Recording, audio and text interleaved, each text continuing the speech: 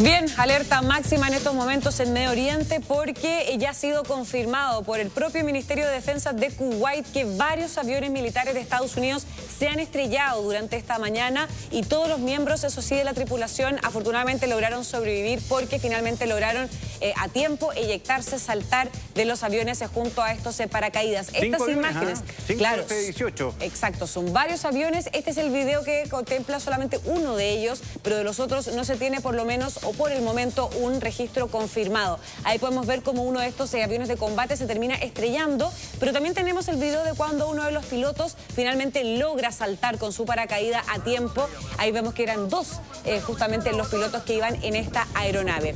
Esta confirmación llega después de que los videos se mostraran a estos aviones estrellándose, a los pilotos también poniéndose a salvo, y este video al menos sugiere que el avión se estrelló a por lo menos unos 10 kilómetros de la base estadounidense Ali Al-Salem. Eso sí, por el momento, lo más probable, lo que conversábamos antes, Gonzalo, lo más probable es que hayan sido derribados o hayan recibido algún tipo de impacto, pero la verdad es que de manera oficial por parte del Ejército de Estados Unidos todavía no ha sido confirmada una causa o un factor exacto por el que finalmente se terminaron estrellando estos aviones, ni tampoco a qué tipo de fuerza aérea pertenecen, si era una fuerza elite o una fuerza común del ejército. Sí. Tú lo Son decías, aviones... cinco aviones derribados, perdón, pero y se habrían salvado los 5 equipos que iban en los aviones. Claro. Hay que ver también si es que efectivamente se salvaron todos o hay alguna víctima. El presidente Trump reconoció que habían víctimas estadounidenses ya, 3 o 5. Y ahí también la Casa Blanca corre un riesgo. Hay oposición en varios sectores a esta incursión militar de Estados Unidos dentro del país. Vienen las elecciones y aparentemente si se sigue incrementando la cantidad de víctimas fatales de Estados Unidos, las bajas, esto podría afectar aún más la visión que hay dentro del país respecto a la decisión de Trump. Así es, se le puede complicar harto a Donald Trump y a todo su bando también republicano, considerando que en las últimas horas fue revelado archivos por parte de informantes del Pentágono que confirmaban que efectivamente no existe ningún anticipo de que Irán estuviera pronto o con la intención de atacar alguna base estadounidense. Entonces, de esto de alguna manera socava el argumento que tenía Donald Trump de que ellos eran un objetivo directo y a corto plazo del régimen de Teherán. Porque las bases las han atacado, a territorio estadounidense. No, a las bases. Como acá hay que poner en cronología de que las bases dentro de la zona medio oriental y euroasiática, no del territorio estadounidense. Claro, las bases. Lo que dicen estos informantes del Pentágono es que efectivamente Estados Unidos termina atacando primero a Irán con el argumento de que ellos corrían peligro o de que Irán los iba a atacar. El tema es que ahora este informe del Pentágono dice que eso no es cierto, que no existen cables o información de contrainteligencia que confirmen de que efectivamente Teherán iba a atacar estas bases estadounidenses en territorios del Medio Oriente. Entonces se le cae un poco el argumento a Donald Trump de que esto era para protegerse. Bueno, por esta misma razón es que la propia embajada de Estados Unidos en Kuwait tuvo que llamar a los ciudadanos estadounidenses a resguardarse en sus hogares ante la amenaza de más misiles y drones. El tema acá es que gran parte de Medio Oriente amaneció este lunes con el sonido de nuevas explosiones tras una noche donde los ataques, la verdad es que se expandieron en toda la región luego que Hezbollah, que es esta milicia chiita que respalda a Irán, entró en el conflicto en expansión. De hecho, hace solamente minutos la Sociedad de la Media Luna Roja de Irán aseguró que ya han sido asesinadas más de 550 personas en Irán desde que comenzaron el sábado los ataques de Estados Unidos en conjunto con Israel. El tema es que además en las últimas horas Israel también lanzó una serie de ataques en el Líbano, que son sus vecinos del norte. ¿Dónde está Hezbollah? Donde, claro, al sur del Líbano. Exacto, al sur del Líbano, pero también en la capital, en la ciudad de Beirut, también se registraron ataques, que son las imágenes que usted está viendo en pantalla. Y acá el ejército de Israel dijo que atacaron a los terroristas de alto rango de Hezbollah. Dijeron que habían eliminado a varios jefes de esta milicia terrorista y que había ordenado la evacuación de por lo menos 52 localidades al sur del Líbano. Además, Israel dijo que todas las opciones están sobre la mesa y esto es bien complicado, es muy delicado porque dijeron que no descartan una posible operación terrestre en el Líbano. Es decir, ya no solamente ataques aéreos, sino que incluso podría haber una incursión, o no la descartaron básicamente, porque al vocero de las Fuerzas de Defensa de Israel le consultaron, ¿existe la posibilidad de que Israel finalmente termine ingresando de manera terrestre al Líbano? Y dijeron, no podemos descartar absolutamente ningún escenario, lo que obviamente intensifica también la alerta y la posibilidad de que este conflicto, que ya es regional, que ya cuenta con la presencia de potencias occidentales, Estados Unidos, Francia, Alemania, Reino Unido, finalmente termine generándose en un tema aún mayor. Y no solamente los que directamente ingresan al conflicto, sino que también las esquirlas en otros frentes que preocupan al mundo en general, sobre todo el aumento del precio del petróleo, que ya subió prácticamente un 9%, el petróleo 10%, tejano de Estados Unidos. Ya va en 10%. ¿En 10? 10%. 10%, imagínate. Y ojo, acá, por ejemplo, China se mantiene súper neutral. Rusia ha condenado estos ataques, pero todos los analistas estiman que Rusia no se va a meter porque ya tiene a Ucrania, ¿verdad?, como principal preocupación. Pero también la pregunta es, bueno, los chinos, ¿qué va a pasar con ellos si empiezan a percibir menos petróleo disponible para lo que necesita el gigante asiático? ¿Podrá tomar algún tipo de medida o no? Bueno, hay muchas dudas respecto a todo esto y a la ampliación del conflicto, al menos en estas repercusiones económicas. Claro, repercusiones económicas que el petróleo, claro, va a afectar a gran parte del mundo, considerando además que otro de los actores o de la mayor reserva petrolera del mundo, que es Venezuela, hoy ahora está con un petróleo sancionado, está controlado por Estados Unidos, entonces, y era un petróleo que finalmente abastecía también mucho a China. Entonces, si ya no está el petróleo venezolano, o tiene que pasar bajo la mediación y autorización de Estados Unidos, y ahora tampoco está transportándose o de manera efectiva por el estrecho de Hormuz, claramente al gigante asiático eso le va a repercutir. De hecho, revisaba hace poquito una de las columnas de un periódico estadounidense y decían que el gran perdedor económico de toda esta situación es China, ni siquiera Estados Unidos. Ahora, el tema en Israel también se ha estado complicando, sobre todo con sus vecinos del norte, porque ya han muerto por lo menos 31 personas, más de 140 han resultado heridos, y esto porque tanto Hezbollah como Israel han estado intercambiando ataques durante la noche.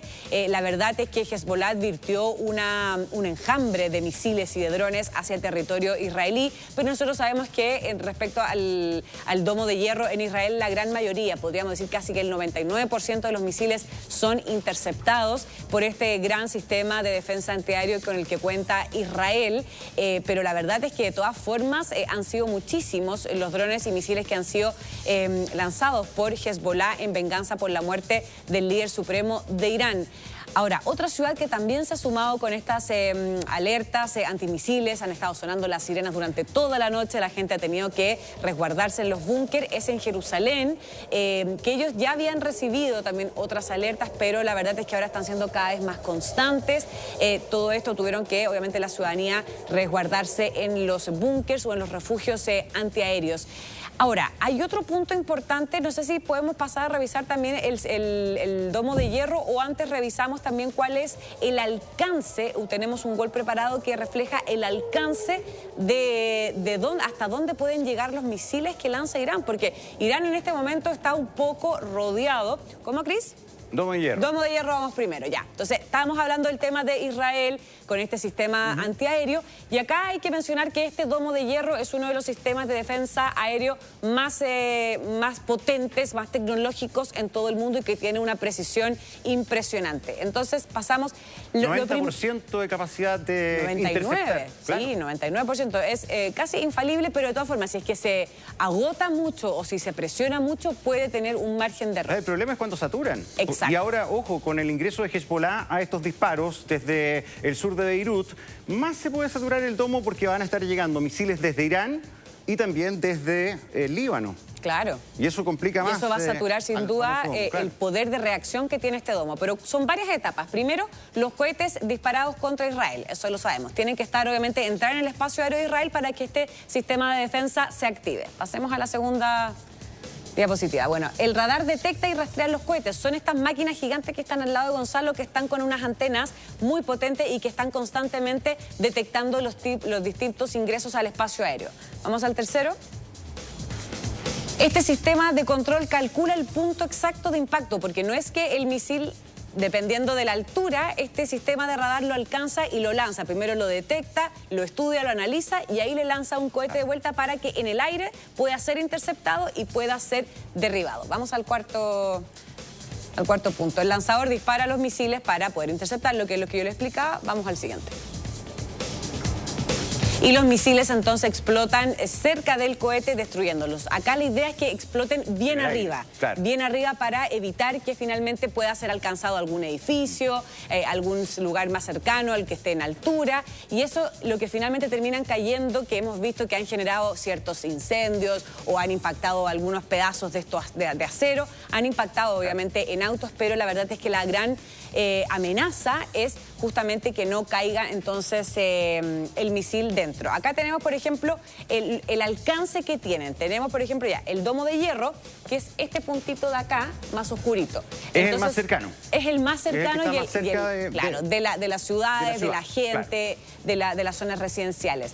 Entonces, por ejemplo, que este logra interceptar los cohetes de corto alcance. Pero luego tenemos la onda de David, que es un poco más amplia, llega con más altura y finalmente abarca, podríamos decir, un rango de misiles entre hasta los 300 kilómetros y que intercepta misiles de mediano y largo alcance. Luego tenemos el sistema Arrow 2, que son para interceptar misiles de largo alcance porque, como podemos ver, alcanza una distancia de 2.400 kilómetros y podríamos decir, y una altura también mucho mayor que la de los otros. Y luego tenemos el Arrow 3, que ya es para interceptar drones, cohetes también mucho más grandes y que también abarca un rango podríamos decir, de diámetro desde el centro del país hacia afuera.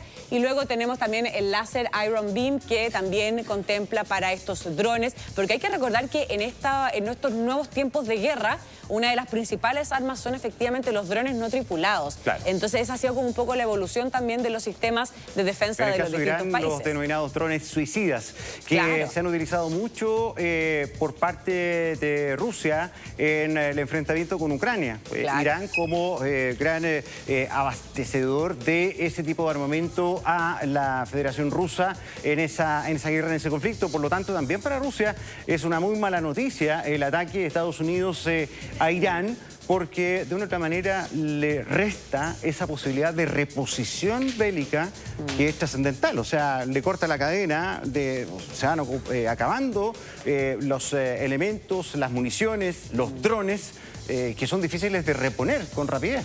Sí, sin duda. Bueno, habló el presidente de Estados Unidos, Donald Trump, fue una conferencia bastante larga. Él, de hecho, ya se encuentra de regreso en Washington. La prensa le trató de consultar cuando se estaba bajando del avión. Él no quiso hablar, pero sí lo hizo en un punto de prensa ya más controlado, podríamos decir, justamente en la Casa Blanca. Tenemos las declaraciones de Donald Trump, pero me gustaría que escuchemos primero las de donde él advierte que lamentablemente se puso el parche en telería de que pueden haber más bajas estadounidenses. Escuchemos. Hace unas horas, el Centro de Comando de los Estados Unidos informó que 3 militares estadounidenses murieron en la operación. Como nación estamos de luto por estos patriotas que se sacrificaron por nuestro país.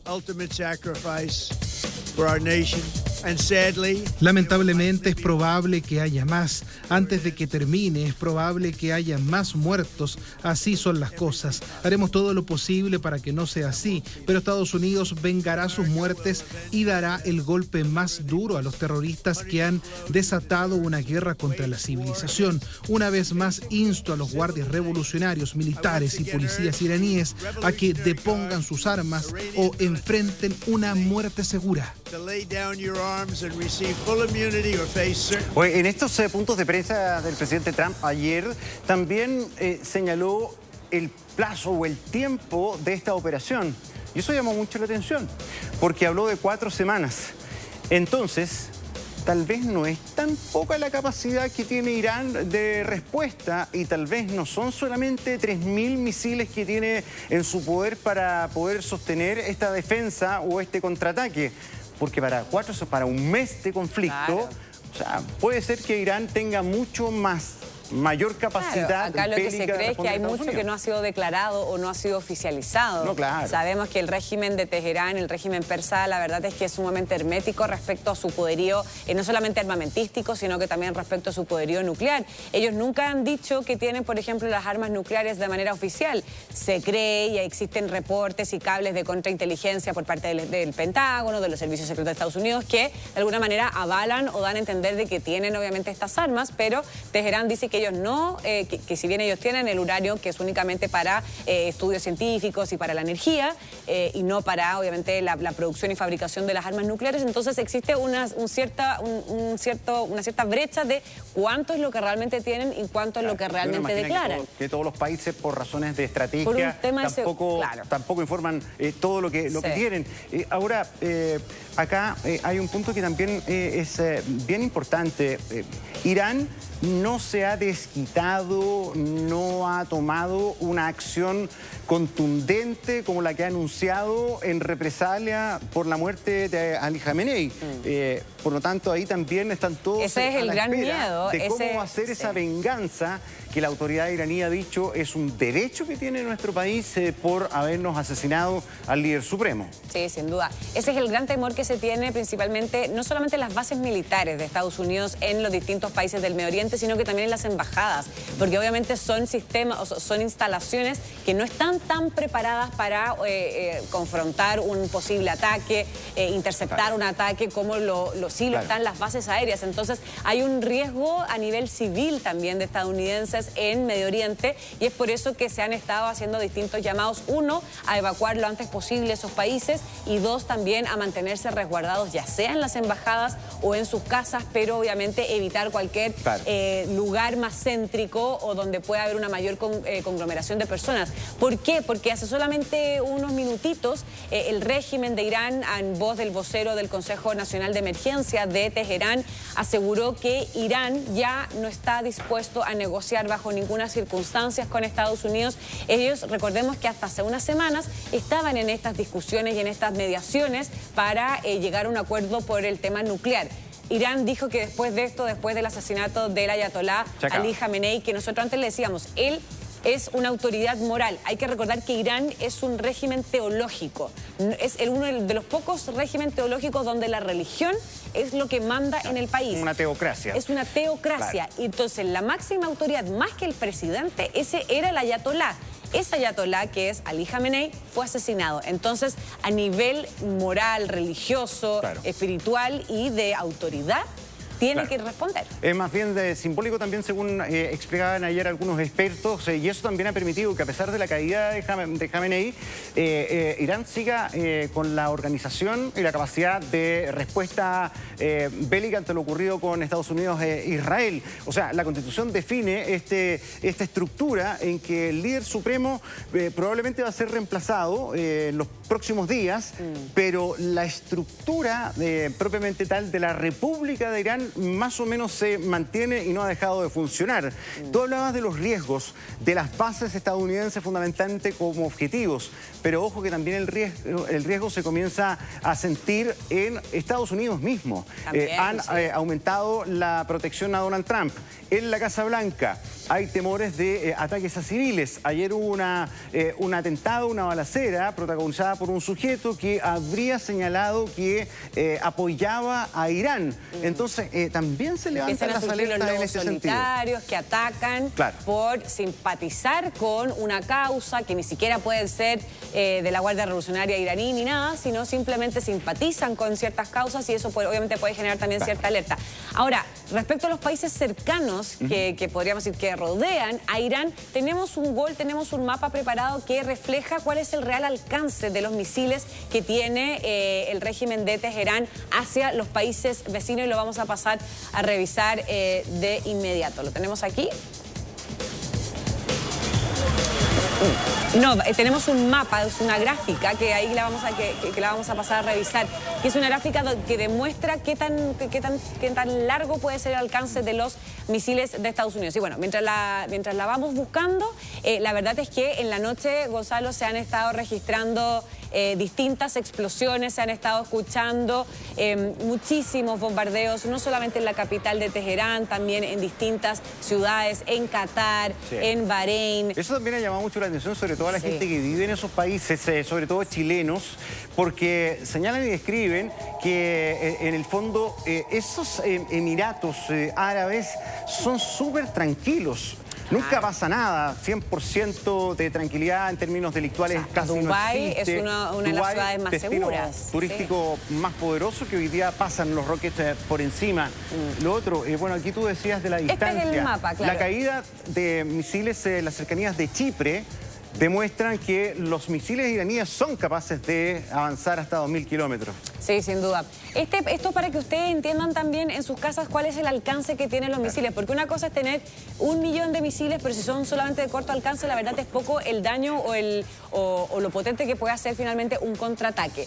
Ellos cuentan con los misiles Segil, que son los que podríamos decir los demás de largo alcance, que son los que abarcan todo el perímetro que está con una línea naranja, o sea, naranjita más colorada, y que abarcan, por ejemplo, esto es Irán, que es un país bastante amplio a nivel de territorio, y por ejemplo acá está todo el Golfo Pérsico. Estamos hablando que acá está Arabia Saudita, acá está Emiratos Árabes, está Omán, está Kuwait. Acá podemos ver que está gran parte del Medio Oriente, está Jordania, está Israel, está Palestina, hacia arriba está el Líbano. Entonces es muchísimo lo que puede alcanzar. Mira, si nos alejamos un poco más, acercándose más a Europa, claro, ahí se ve la bota italiana. Esto es Grecia. Claro. Esto es Grecia. Hasta acá podrían llegar. Exacto, hasta Grecia, la península de los Balcanes, incluso ir subiendo Polonia, Ucrania, entonces, y acá, allá arribita también, incluso podrían alcanzar territorios rusos. Piensa acá que llegan hasta la India. Claro. Esta península que usted ve acá abajito es la India, es decir, el alcance que tiene es muchísimo. Claro. No puede llegar a Estados Unidos, no puede llegar directamente a la mayoría de los países europeos, pero sí a la esfera y a algunos de los países de Europa, y como te decía, preocupa a los analistas que hayan atacado Chipre, que es una isla que está cerca de Arabia Saudita y tal, pero Chipre es parte de la Unión Europea. Claro. Y eso puede gatillar la respuesta de más países de Europa porque es miembro de la OTAN. Sí, si a la OTAN atacan a uno, y todos tienen que ir en defensa por normativa de la OTAN. Y ahí ya estaríamos hablando de un conflicto global. Bueno, los otros misiles también tenemos el EMAD y el Shahab 3. Claro. Claro, el EMAD son 1.700 kilómetros, que ya es un poquito menos, y tenemos los Shahab 3, que son 1.300, pero además ellos cuentan con otro que no los pusimos ahí porque para que se entendiera mejor, que tienen muchos también misiles de corto alcance, que son los que pueden ser 300 kilómetros, 500 kilómetros, pero acá el que más daño puede hacer y en el que más se tiene temor a nivel internacional son estos los que alcanzan cerca de los 2.000, que son dos, son los Gadar y los Segil, perdón, 3, y los Khorramshahr. Claro. Ahora, hablábamos del riesgo de que esto se amplíe aún más. Hablamos ya de 17 naciones que están comprometidas en este conflicto, participando de alguna manera o siendo atacadas por objetivos donde hay bases de Estados Unidos, pero que ha significado que se ataquen esos territorios. La situación de Europa, ahí también hay un tema bien importante, porque de una otra manera, al ampliarse todo esto, se puede expandir mucho más. Hablamos de Reino Unido, Francia, Alemania, y Francia ya ha enviado su portaaviones Charles de Gaulle a la zona. Sí, sin duda. De hecho, hay varias imágenes que me gustaría que revisemos también, Gonzalo, de uno de los bombardeos a Qatar. Solamente mostrar ahí la imagen y es la preocupación de la alerta que se está teniendo en estos momentos en varios países de Medio Oriente, porque, por ejemplo, ahí lo vemos, ciudadanos comunes y corrientes que iban a trabajar, que iban a estudiar, lo que sea, tuvieron que también salir arrancando para poder ponerse a salvo debido a que los ataques han sido a toda hora, de noche y de día.